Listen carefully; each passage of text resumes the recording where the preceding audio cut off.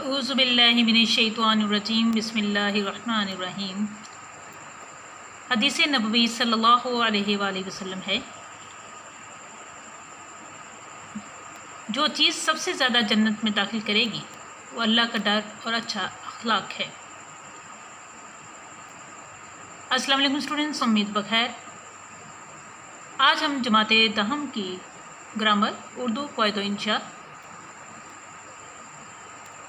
کے حصہ تفہیم عبارت و اشعار کی تفہیم نمبر 4 کے سوالات کا حل کریں گے۔ تفہیم نمبر 4 کھولیے۔ اسٹوڈنٹس، پہلا سوال آپ کے سامنے ہے۔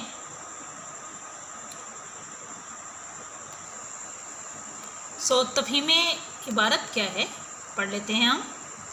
تفہیم عبارت کچھ اس طرح سے ہے: سراج الدولہ اور ٹیپو سلطان نے انگریزوں کے خلاف کھلم کھلا جنگ کا آغاز کیا۔ فوجی طاقت سے برصغیر کے آزادی طلب عوام کو انگریزوں نے کچلا، مگر جذبہ حریت نہ دب سکا۔ سن 1857 تک چنگاریاں چمکتی اور بجھتی رہیں۔ آخر مئی سن 1857 کو چنگاری نے شعلہ بن کر فضا کو اپنے گرفت میں لے لیا۔ آگ اور خون کا طوفان اٹھا۔ اس قیامت خیز ہنگامے میں عوام کا نقصان تو اتنا ہوا جس کا اندازہ لگانا مشکل ہے۔ کمزور عوام نے ایک مرتبہ استحصالی طاقت کو مزہ تو چکھا ہی دیا۔ توپ و تفنگ نے مظلوم عوام کے تاریخ و ثقافت کے بھرے محل کھنڈر کر دیے، لوگوں کو تباہ و برباد کر دیا، ملک کا نقشہ پلٹ دیا۔ اب کی مرتبہ یہاں کے قومی رہنما نے سرد جنگ کے بعد گرم مارکے کی تیاری کر لی۔ کانگریس، خلافت تحریک اور مسلم لیگ اسی جنگ کے ادارے بنے۔ ان تنظیموں نے عملی حکومتوں سے عوام کو بیدار کیا، صفوں کو منظم بنایا اور دشمن کو للکارا اور نئے مورچے بنائے۔ پہلی جنگ عظیم میں آزادی کے امکانات ابھرے۔ دوسری جنگ عظیم کے بعد جدوجہد کامیابی کے قریب پہنچ گئی۔ اس مرحلے میں صدیوں حکومت کرنے والی قوم نے قائد اعظم رحمۃ اللہ علیہ کی قیادت میں علامہ اقبال رحمۃ اللہ علیہ کے خواب کی تعبیر ڈھونڈنا شروع کی۔ اس راہ میں خون کے سمندر اور آگ کے جنگل ملے اور قوم بسم اللہ کہہ کر آگے بڑھی۔ یہ پیش قدمی اللہ کی مدد اور ملت کے اتحاد، تنظیم اور ایمان، قائد اعظم کی بصیرت و تدبیر کی بدولت منزل تک پہنچنے کا ذریعہ بنی۔ اللہ نے وہ دن دکھایا کہ اللہ اکبر کی گونج میں آزادی کا سورج نکلا اور 14 اگست سن 1947 کو پاکستان معرض وجود میں آیا۔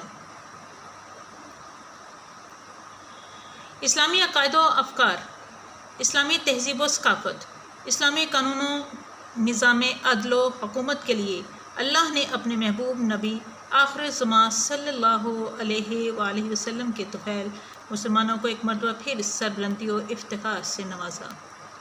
اسٹوڈنٹس، یہ تھا آپ کا پیراگراف تفہیم نمبر 4۔ اب سوال نمبر 1 آپ کے سامنے ہے۔ سراج الدولہ اور ٹیپو سلطان شہید کے بارے میں ایک مختصر پیراگراف لکھیں۔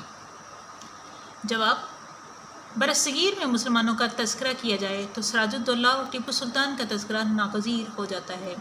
دونوں رہنماؤں نے ہندوؤں اور انگریزوں کے خلاف جنگ آزادی میں بھرپور کردار ادا کیا اور جام شہادت نوش فرمایا۔ آج بھی آزادی کی جنگ لڑنے والے ان کو خراج تحسین پیش کرتے ہیں۔ اسٹوڈنٹس، رہنماؤں واؤ کے اوپر حمزہ آپ لگائیں گے اور ہندوؤں میں بھی دوسرے واؤ کے نیچے اوپر آپ حمزہ کا نشان لگائیں گے۔ اسٹوڈنٹس، سوال نمبر 2 آپ کے سامنے ہے۔ سوال نمبر 2 ہے: سن 1857 میں آزادی کے علم برداروں کا کیا نقصان ہوا؟ چند سطروں میں لکھیے۔ جواب ہے: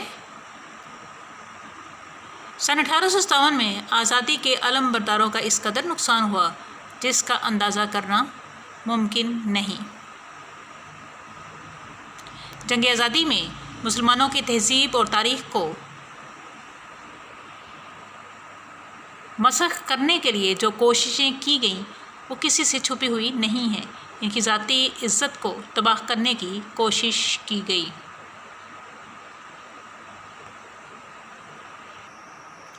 اسٹوڈنٹس، سوال نمبر 3 ہے، علامہ اقبال مرحوم کے خواب سے کیا مراد ہے؟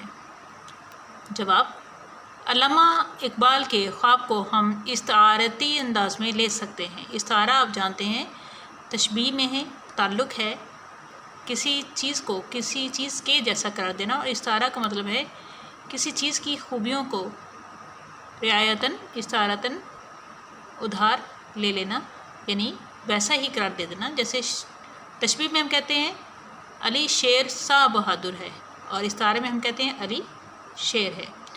دوبارہ پڑھتے ہیں جواب۔ علامہ اقبال کے خواب کو ہم استعارتی انداز میں لے سکتے ہیں۔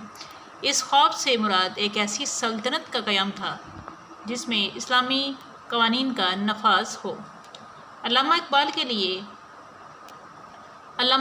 کے اسی خواب کو قائد اعظم نے عملی صورت، واوین میں لکھیں گے، پاکستان کی صورت میں عطا کی۔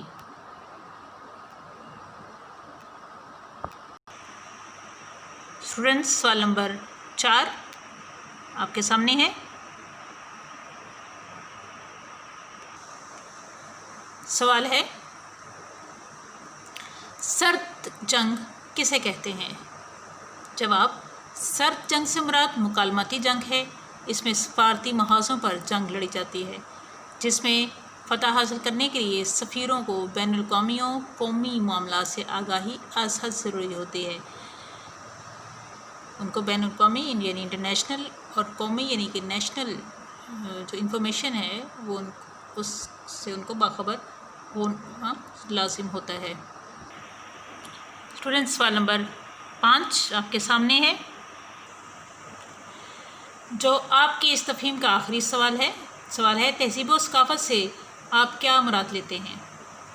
جواب: دنیا میں رہنے والے لوگ مختلف خطوں سے تعلق رکھتے ہیں۔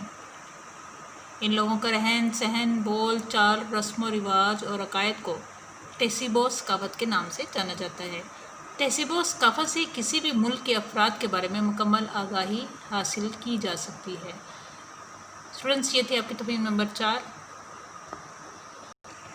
امید بخیر آپ تفاہیم کو اچھے طریقے سے یاد کر رہے ہوں گے اور اپنی کاپیز پر لکھ رہے ہوں گے۔ اسٹوڈنٹس، یاد کرنا شرط ہے، پہلے بھی میں نے بتایا، سو آج دوبارہ دہرا رہی ہوں۔ آپ کے اگر املا کی غلطی نہیں ہوتی، قطع و برید نہیں کرتے، خوش خط اپنا آپ کام کرتے ہیں اور سوالات کے مطابق جوابات آپ اٹیمپٹ کرتے ہیں، تو اس کے آپ کے ہر سوال کے 2 نمبر اور کل ملا کے 10 نمبر کی تفہیم ہے۔ اچھے طریقے سے یاد کیجیے۔ والسلام۔